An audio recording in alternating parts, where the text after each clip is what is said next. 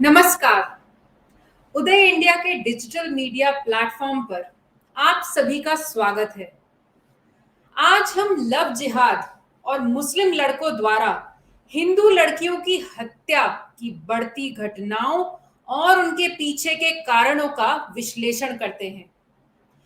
उत्तर प्रदेश के लखीमपुर खीरी में बुधवार को एक खेत में दो दलित नाबालिग लड़कियों से बलात्कार के बाद मुस्लिम लड़कों ने उन्हें पेड़ से लटकाकर उनकी हत्या कर दी। इससे पहले झारखंड के दुमका में एक मुस्लिम लड़के ने अंकिता सिंह को जिंदा जला दिया था। इतना ही नहीं, झारखंड में एक आदिवासी लड़की का एक मुस्लिम लड़के ने बलात्कार करने के बाद उस नाबालिग लड़की को पेड़ से लटकाकर उसकी हत्या कर दी थी। अभी हाल ही में दिल्ली के संगम विहार इलाके में एक हिंदू लड़की को एक मुस्लिम लड़के ने गोली मार दी थी। यह सूची और भी बड़ी है, लेकिन पॉइंट यह है कि इस तरह की घटनाएं क्यों होती हैं।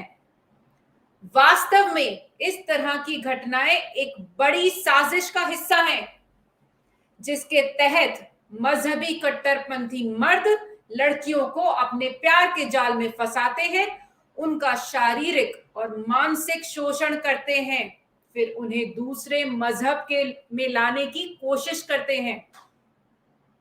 अगर कोई लड़की उनके जाल में फंसने से इनकार कर देती है तो उसकी हत्या कर दी जाती है और फिर उसके चेहरे को तेजाब से झुलसाने की कोशिश भी की जाती है।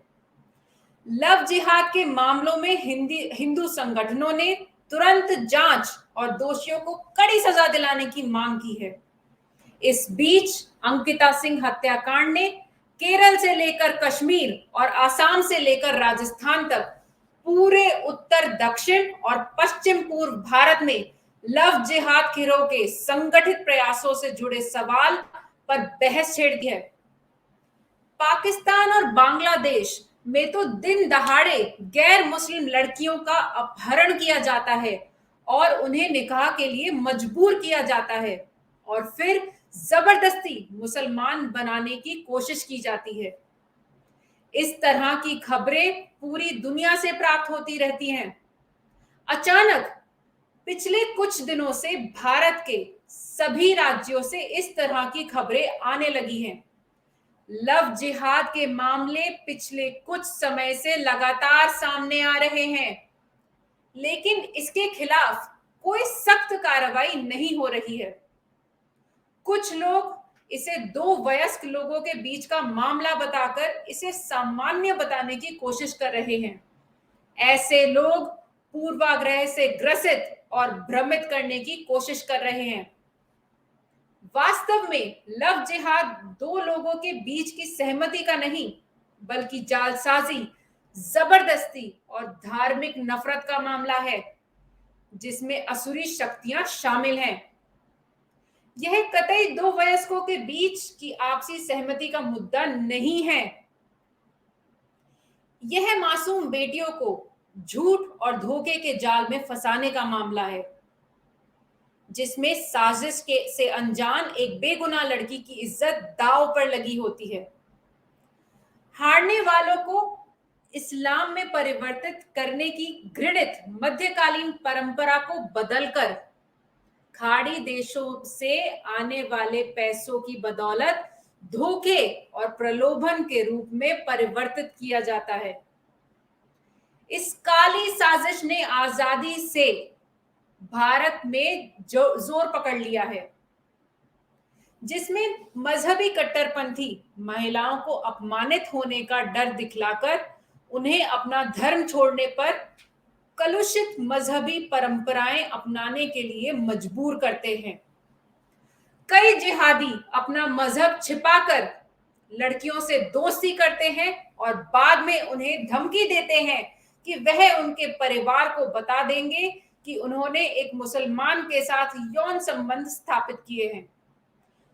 कुछ किशोरियों ने बताया यह है कि उनके गलत तरीके से फोटो खींचे गए और उनके आधार पर उनको बरसों तक ब्लैकमेल भी किया जाता रहा। लड़कियां उनकी बात मानने के लिए मजबूर होती जाती हैं क्योंकि वह अपने माता पिता और समाज की नजरों में गिरना नहीं चाहती। सीधे शब्दों में देखा जाए तो लव जिहाद इस्लामी कट्टरपंथियों द्वारा अपनी संख्या बढ़ाए जाने का एक तरीका बन चुका है।